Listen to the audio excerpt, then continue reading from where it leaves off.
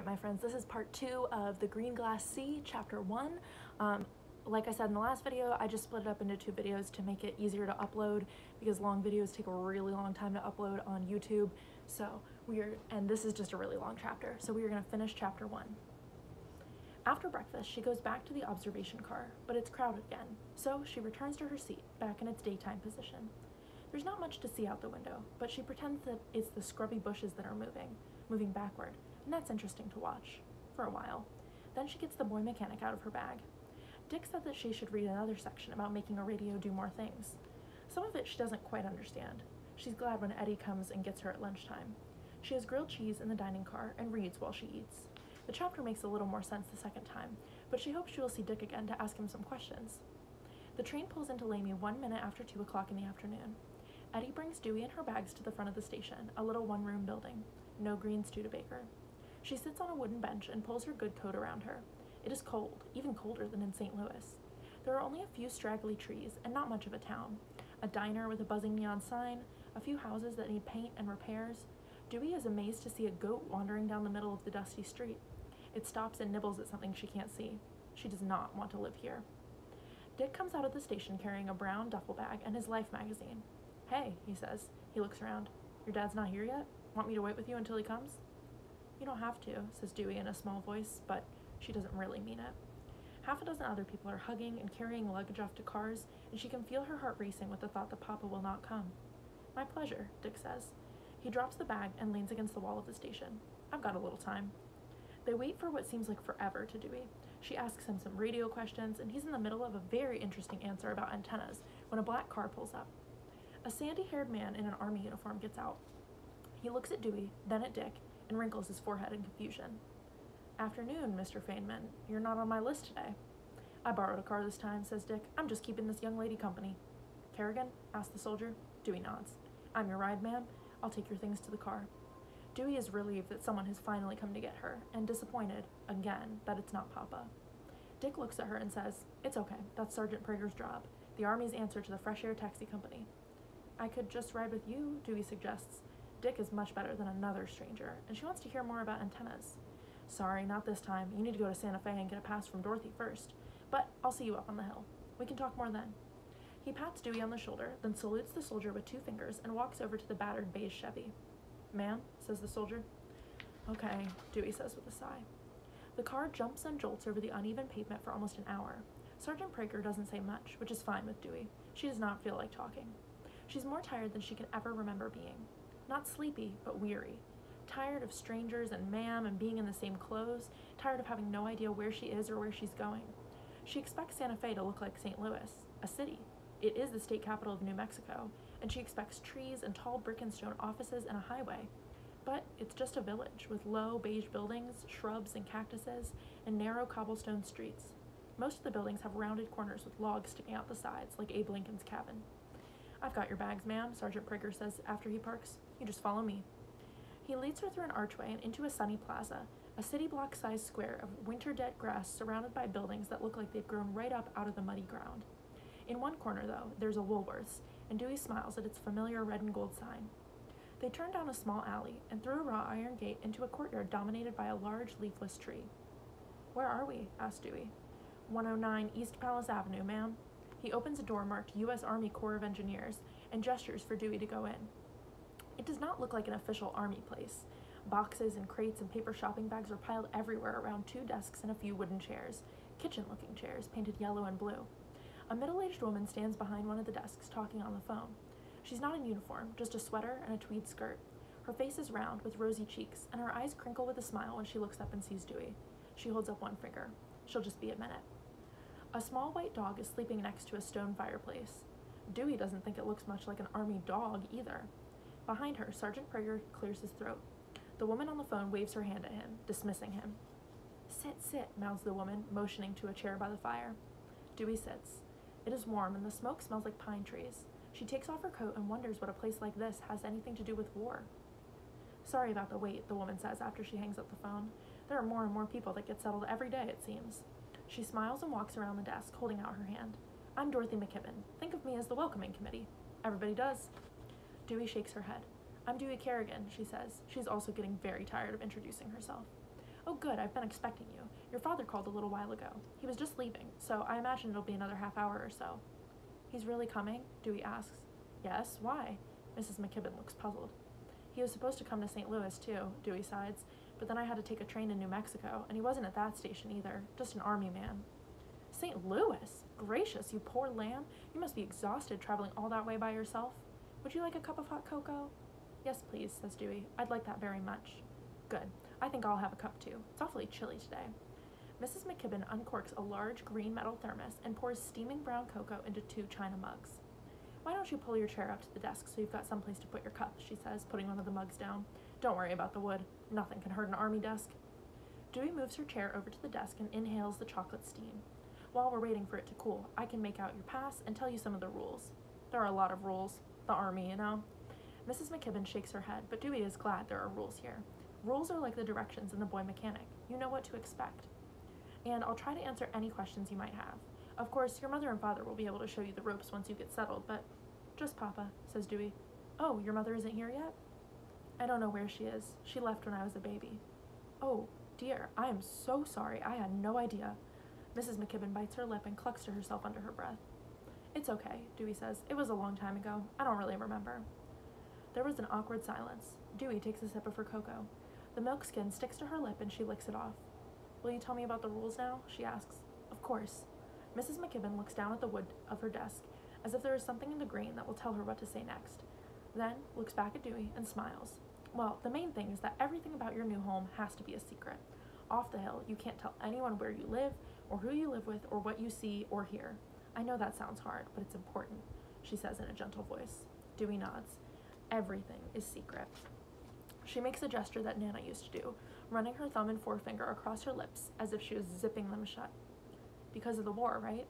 Yes, and your father and the other men are working to win the war, and we don't want anything to get in the way of that, do we? No, ma'am. Dewey pauses for a moment.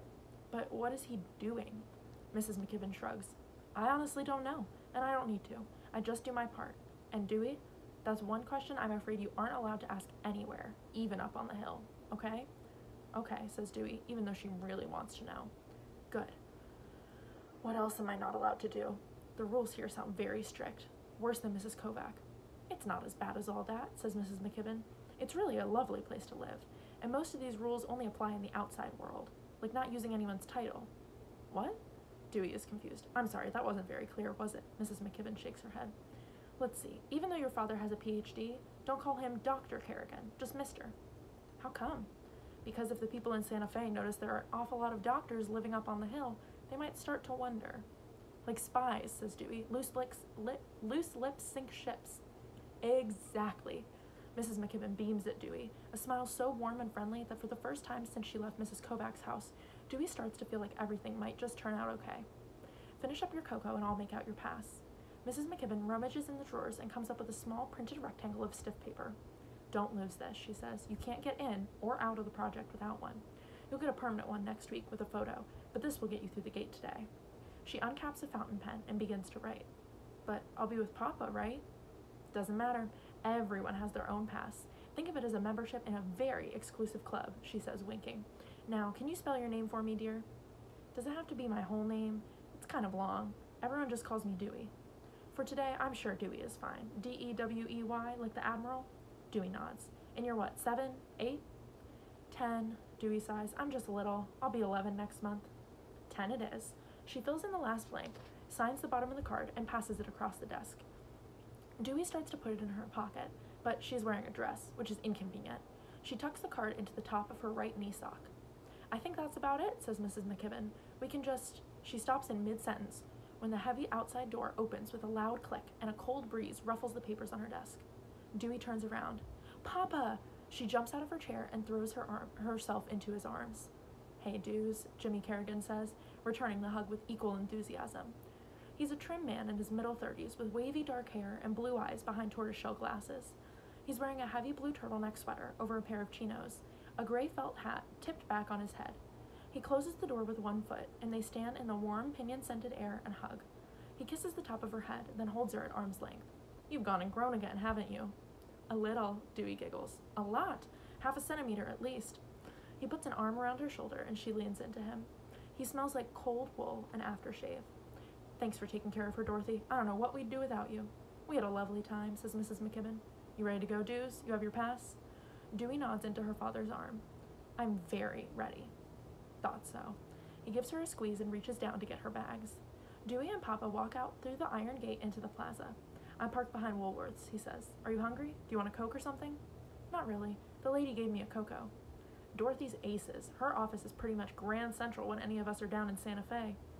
They walk through a narrow passageway and out onto a side street where the Green Studebaker is parked. Its wheels are caked with reddish mud, the bottom of both doors splattered up several inches. Climb in. I'll put your things in the trunk. He stows the suitcase, then gets into the driver's side. She keeps the shopping bag. I'm sorry about Nana, he says as he pulls onto the highway heading north. You've been really brave. I'm proud of you. Dewey feels her whole body get warm as she flushes with pleasure. She looks over at him, studying his profile, not quite believing he's actually here, sitting next to her. The tight little knot of faith that has been holding her together for the last 24 hours lets go, and a tear trickles down her cheek. I missed you, she says. I know, I missed you too. He reaches over and squeezes her hand. I wanted to come to St. Louis, take care of you, but I couldn't get away. There's just so much work. He looks over at her for a moment. I'm so glad you're here. How long will we stay here? Hard to say. A year, maybe 2. I hope to God the war doesn't go on longer than that. Me too, says Dewey.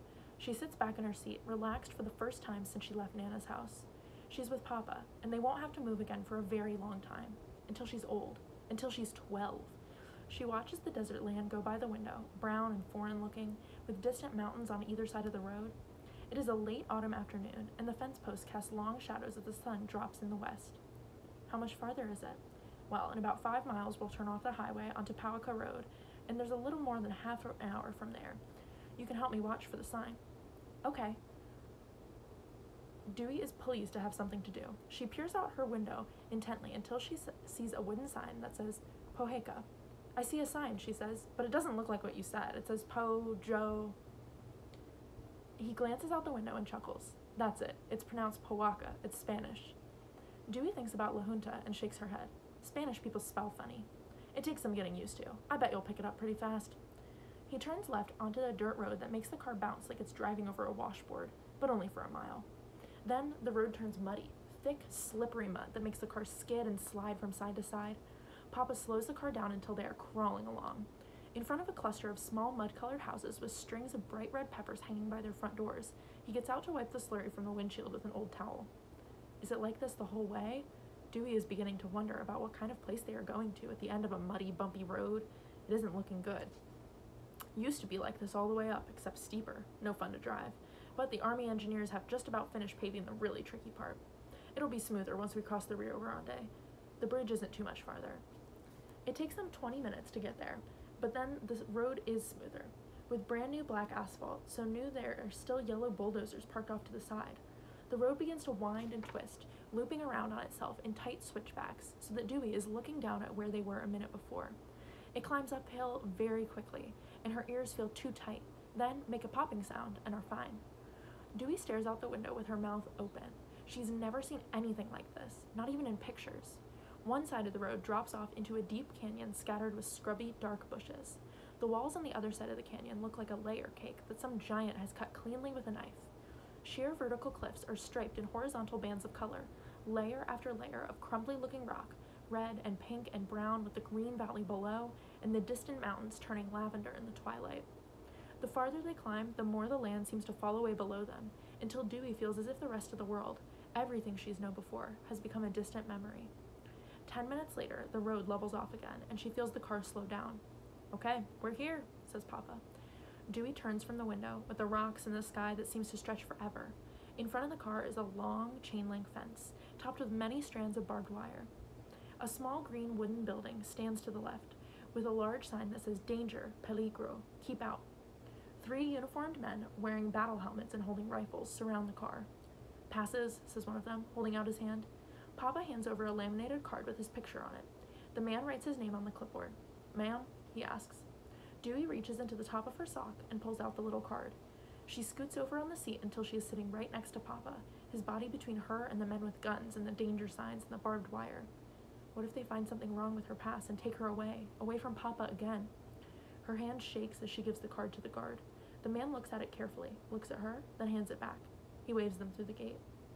They drive around a curving dirt road flanked with pine trees.